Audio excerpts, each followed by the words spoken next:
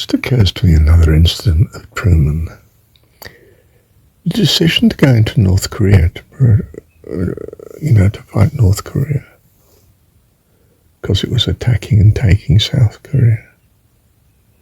It cost a lot and it meant another war, and technically it was framed as a police action to protect a state, but why was the US in this, and did the population in the US want it, and all those stresses. But look at the hindsight. Do you think the people of South Korea today would like to be part of what North Korea is today? No way. And I'm not at all clear that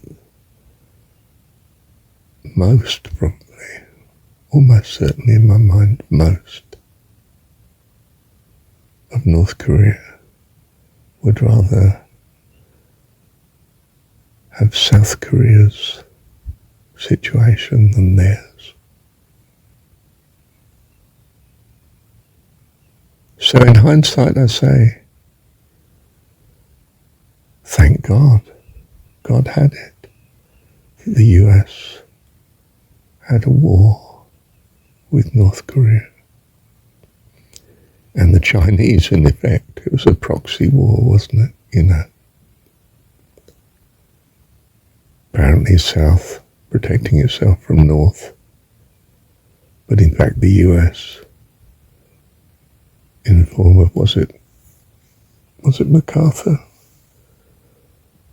was going to take the North and China if necessary and use nuclear weapons. I mean, thank God our politicians are not too persuaded by their experts in the field, especially the military.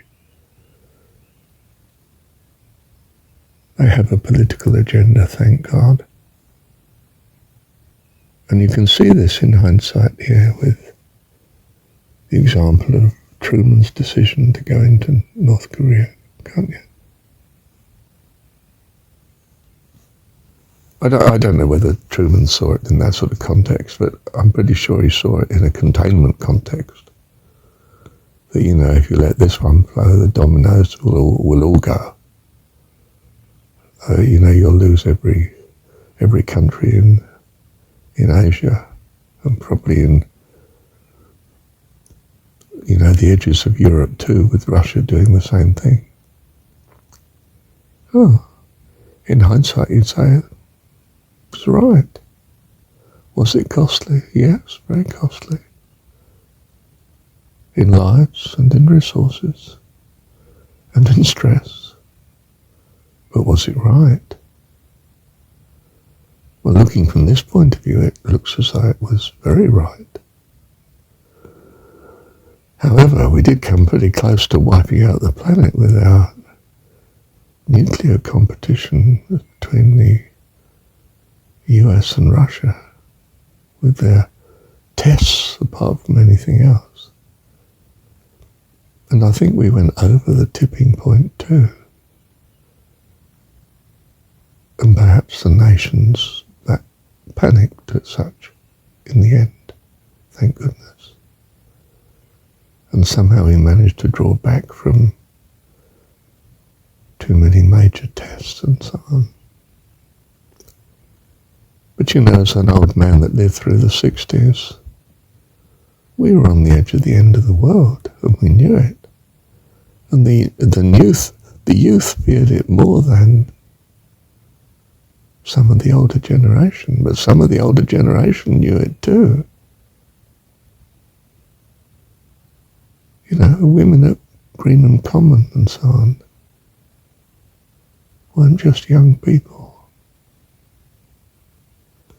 So often in the 20th century, the protests were not just by young hooligan, hot-headed people, as the media might have wanted to portray it.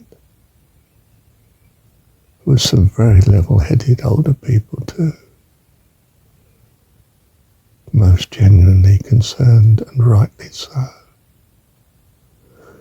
And whatever, by the grace of God, we've survived yet again But how many civilizations have not survived?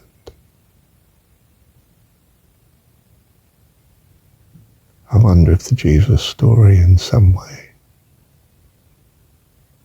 is the rescue.